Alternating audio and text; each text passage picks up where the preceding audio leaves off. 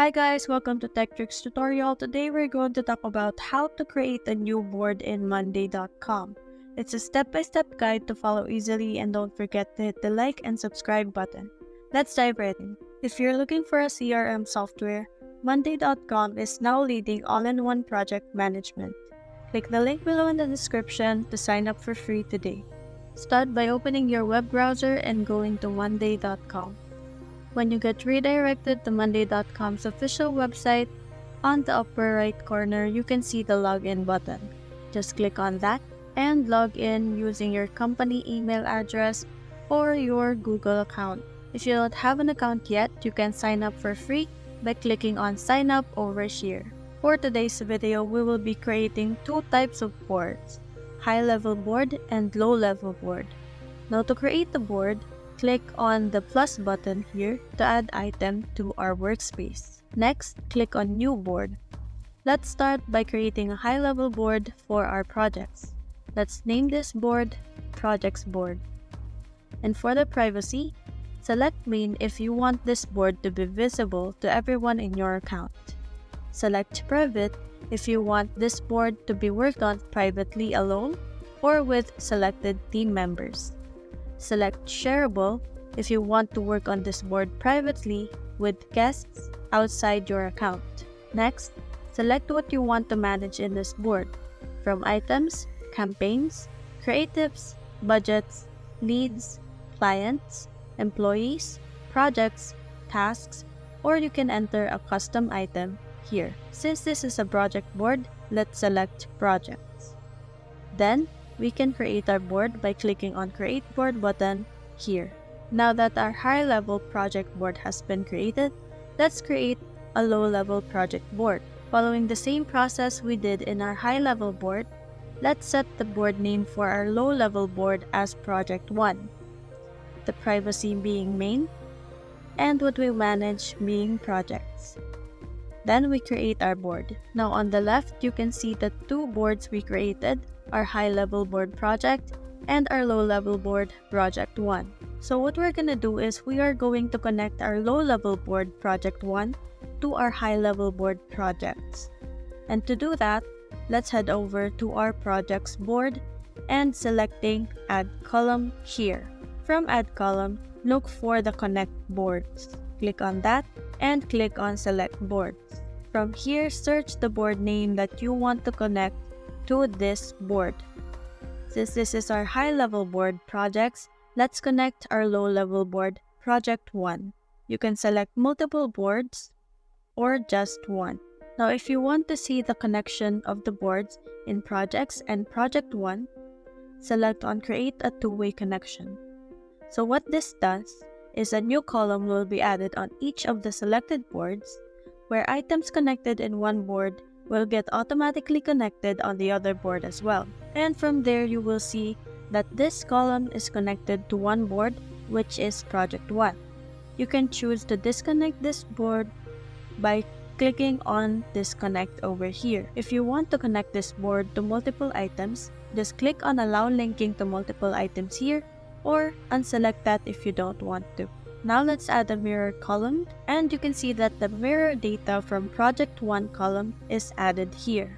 You can select which column you want to mirror from the connected boards by selecting a column here. Now when you head on over to your Project 1 or your low-level board, you can see that a column called Link to Projects is added to your low-level board.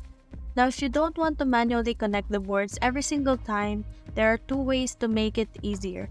The first is through an item default value. So let's try and edit the first project called item 1 by renaming it to first project. Now that that has been saved, let's head over to the low-level board project 1. And from here, click on the three dots over here and select item default values.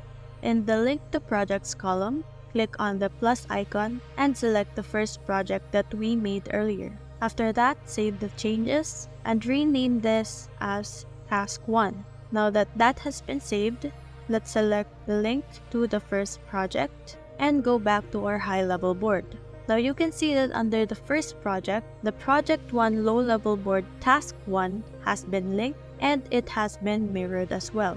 Now if we change the status here in our task 1 to done, you can see that in our high-level board projects, the status has been mirrored to done as well. Basically, what the item default value does is whenever you add a project to the low-level board, it will be reflected in the high-level board. Let's show that again by adding a new project over here, calling it task 2. So when you created task 2, we can see that it automatically got linked to the first project under the high-level board projects. Now when you go back to the high-level board, under the first project, you can see that task 2 appeared here. Now the second way to connect the low-level board to the high-level board is something called match automation.